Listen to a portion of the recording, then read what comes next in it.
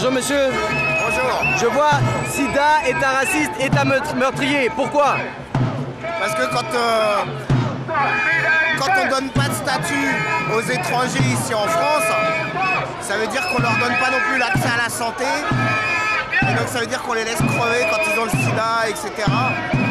Et donc les régulariser, ce serait le moyen aussi de garantir la santé. Et la raison pour laquelle l'État ne le fait pas, c'est du racisme. Ça, et en plus, aujourd'hui on grève les pays du Sud et c'est pareil. Les pays du Sud, on leur donne pas les moyens de lutter contre le sida. C'est pour ça qu'on est là. Ben, je crois que c'est clair. Merci.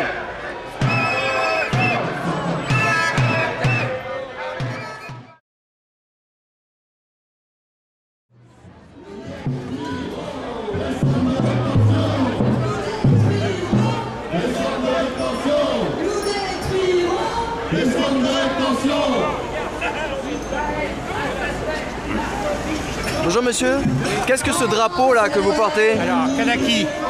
Comment? Kanaki. C'est-à-dire? Nouvelle-Calédonie si tu préfères. Alors dites-nous tout. Pourquoi vous êtes C'est la là? revendication d'indépendance parce que j'ai vécu très longtemps, j'y retourne régulièrement et je pense que le peuple kanak a droit à son indépendance et a fait à chasser les colons. Voilà. Les colons qui sont? Les blancs. Merci monsieur.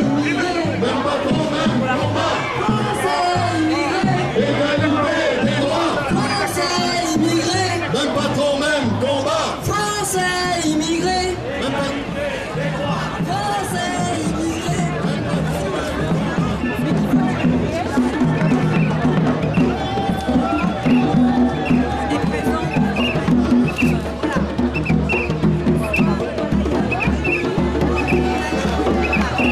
Yes, c'est la réunion.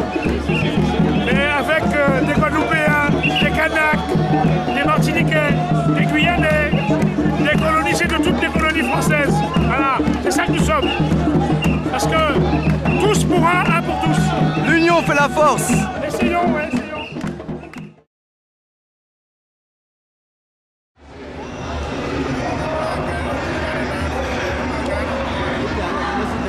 Bonjour. Bonjour. Pourquoi manifestez-vous? Qu'est-ce qui se passe exactement?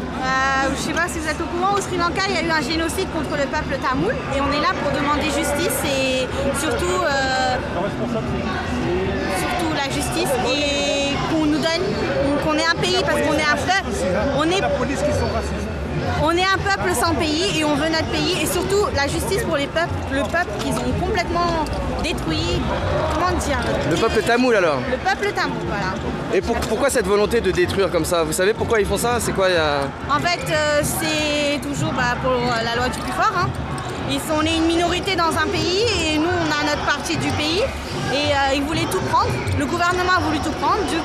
Donc, qu'est-ce qu'ils ont fait? C'est que de notre côté, du côté du peuple tamoul, il y avait des rébellions. Vous savez, les voilà. Résistants, les tigres. Ce qu'ils ont fait, c'est qu'ils nous ont placés comme en tant que terroristes, alors qu'on n'était que des résistants. Et justement, la communauté internationale, qu'est-ce qu'elle fait dans tout ça? Justement rien, c'est bien ça le problème. C'est qu'elle fait rien du tout, c'est qu'à l'ONU, on devait avoir une décision favorable pour le génocide, c'est-à-dire pour une enquête indépendante de crimes de guerre et crimes contre l'humanité. Et il n'y a rien qui a été fait pour l'instant. Bon. Ben, bravo. Merci beaucoup. On avait vu de belles manifestations, de grandes manifestations et vous êtes encore là? Oui, malheureusement on est encore là. Malheureusement. Et j'espère qu'on n'est pas là pour longtemps. Moi, je dis que...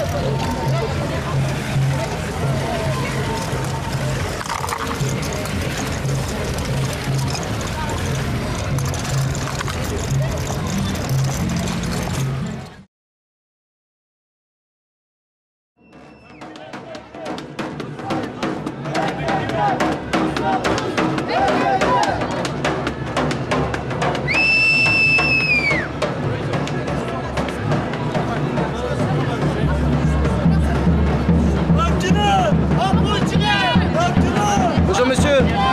Vous militez pour ce qui se passe où? Dans quel pays? Au Kurdistan. Au Kurdistan. Et qu'est-ce qui se passe exactement? Il y a une guerre de plus de 30 ans avec l'État turc. On essaye de trouver une solution pacifique à la question kurde, qui est une question importante dans le Moyen-Orient.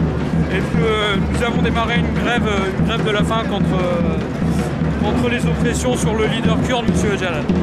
Il y a combien de temps qu'elle a commencé cette... Ça fait 3-4 jours. 3-4 jours. Bon courage. Merci à vous.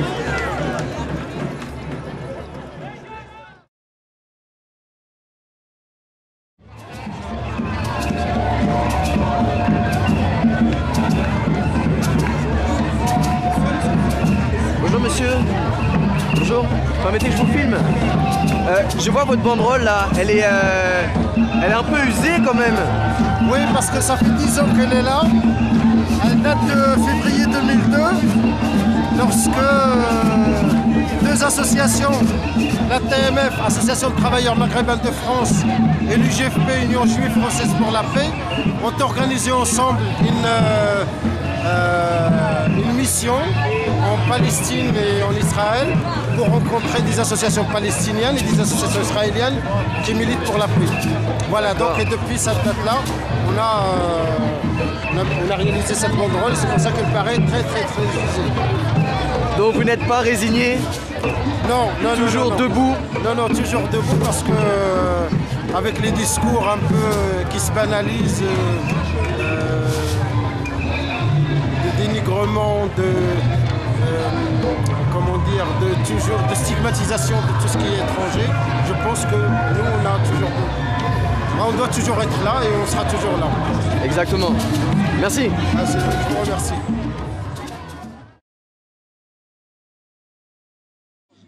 Dites à François Hollande de se prononcer clairement sur la situation en Côte d'Ivoire. Parce que l'armée française n'est pas là où elle doit être. L'armée française est une armée d'occupation en Côte d'Ivoire. Voilà.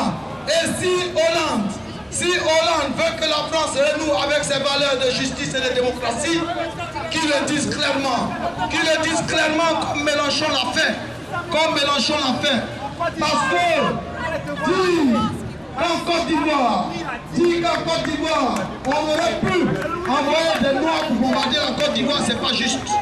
Voilà, dites à François Hollande que l'armée française doit dégager de la Côte d'Ivoire. Voilà, chers amis, allons-y. Notre ennemi c'est Sarkozy. Allons-y.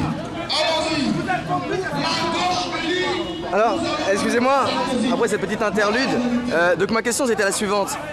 Il y a une manifestation qui vient de passer. Est-ce qu'il y a beaucoup de personnes qui se sont intéressées à votre programme, à ce que vous proposez? Non, aucune. Mais pourtant c'est la France qui vient de passer là. Bah, malheureusement, c'est pas caché, on était là, vous l'avez vu, il n'y en a aucun d'entre eux qui s'est arrêté. C'était la France venue d'ailleurs.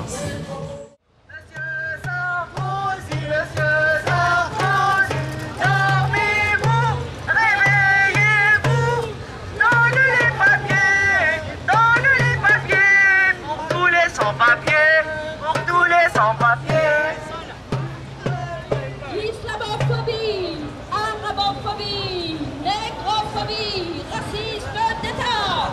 Islamophobie, arabophobie, négrophobie, racisme d'État.